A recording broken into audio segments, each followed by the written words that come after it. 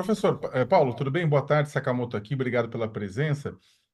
Eu queria que o senhor avaliasse agora o próprio, na verdade, as intenções do Irã nesse ataque. Eu digo intenções porque é o seguinte, à primeira vista, quando você fala a seguinte frase, olha, foi lançado 300 drones e mísseis, você fala, meu Deus, é o fim do mundo, né? Só que aí o que acontece? E é claro, o ataque é terrível, é uma escalada em comparação ao ataque de Israel à embaixada em Damasco, isso aí ninguém, né, é uma escalada de tom, né? Tudo isso mais. Mas, e precisa ser condenado, claramente, né? Agora, claramente também houve, basicamente, o governo iraniano avisou, né, que o ataque estava sendo feito quando os drones ainda estavam em marcha. E os drones do Irã são drones relativamente lentos, na verdade, né? O ataque foi quase de ônibus, cruzou a Península Arábica de ônibus para chegar lá. E isso, é claro, deu tempo para os Estados Unidos mandar aviões de Chipre, para Israel mobilizar aeronaves, para o domo de ferro com o escudo antimíssil de Israel está preparado, e mesmo os mísseis, o que o atingiu um pedaço de uma base também ao sul, que também não teve nenhuma vítima, a base está funcionando normalmente. E aí esse é o ponto, né? E aí o Irã, é claro, o Irã não vai nunca dizer que fala, não, foi um ataque telegrafado. Não vai falar, né? Nem os Estados Unidos vai falar que conversaram com alguém, nem quiser. Mas a questão no final das contas, não ficou parecendo um ataque para o público interno ver?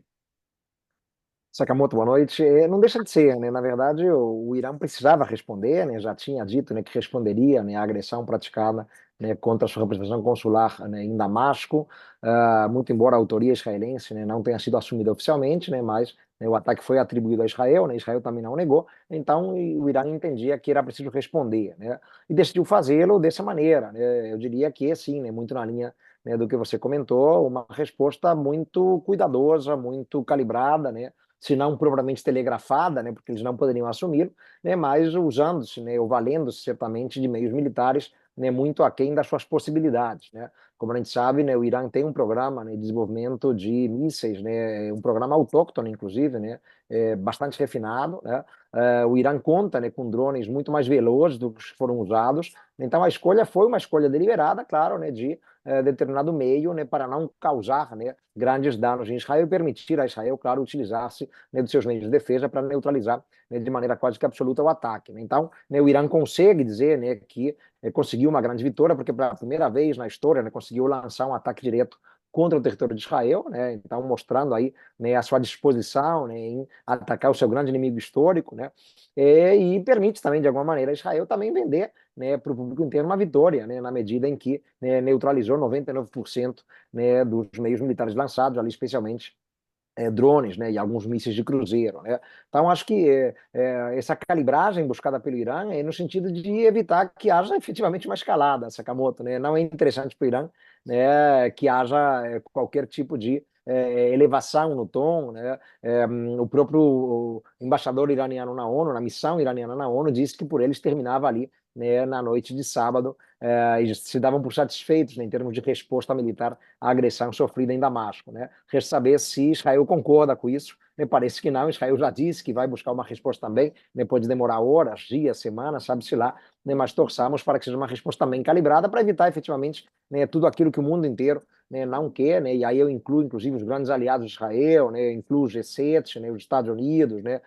Os países europeus, né? Ninguém quer que haja uma conflagração mais aberta e direta entre Tel Aviv e Teherã, porque isso trará consequências devastadoras não só para a região, mas para o mundo como um todo, né? Mas sim, eu acho que o Irã consegue vender para o seu público interno, né, que, né, teve a coragem de atacar diretamente o território de Israel, e Israel poderia vender, se quisesse também, né, essa capacidade de defesa, que funciona muito bem agora e não funcionou tão bem na antecipação, né, dos ataques do dia 7 de outubro. Né? Então, né, isso poderia também ser vendido pelo governo Netanyahu, né, como algo positivo, em um momento que ele se vê tão fragilizado, desgastado, criticado, inclusive parte da população pedindo sua renúncia antecipada.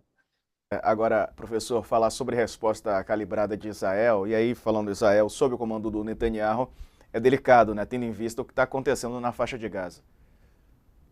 Sem dúvida, Diego, né? Essa é a grande preocupação, né? Imagino que o desespero do governo Biden seja exatamente perceber essa falta de calibragem completa, né, nas ações de Israel, né?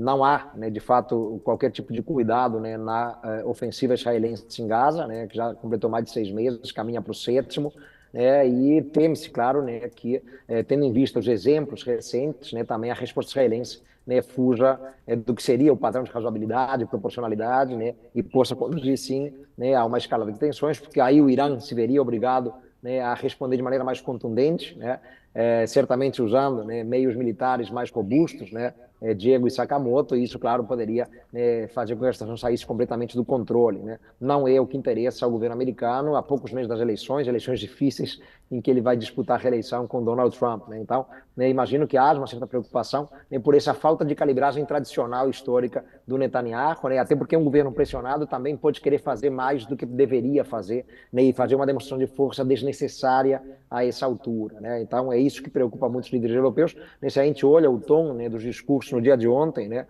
ali, né, no Conselho de Segurança, né, no G7, né, a Ursula von der Leyen, né, presidente ali da Comissão Europeia, né, meio que há um clamor para que, né, não haja uma escalada, né, e que, inclusive, Israel eventualmente desista, né, de uma resposta e dê o assunto por terminado, né. Pelo que conhecemos do Netanyahu e pelo que as vozes das autoridades do gabinete de guerra têm declarado desde sábado, infelizmente parece que não vai parar aí. Perfeito. Obrigado, professor, pela entrevista, pela participação. Um abraço, viu, Paulo Velasco? Até a próxima. Um abraço, Diego, um abraço, até a próxima. Até.